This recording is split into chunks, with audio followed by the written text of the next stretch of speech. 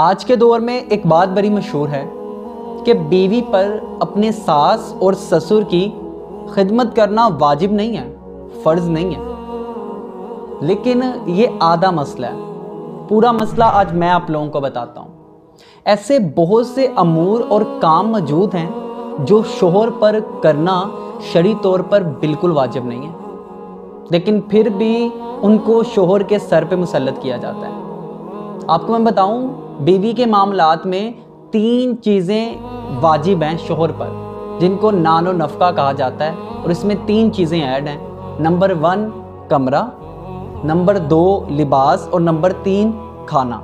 लेकिन बीवी को मोबाइल लेकर देना, बीवी के कमरे में एसी लगाना, गाड़ी लेके देना, महीने में शॉपिंग करवाना, किसी शादी ब्याह की तकरीब में पार्लर का खर्चा देना, आउटिंग पे लेके जाना, ये सब शरई तौर पर शोहर के फ़राइज़ तो नहीं है।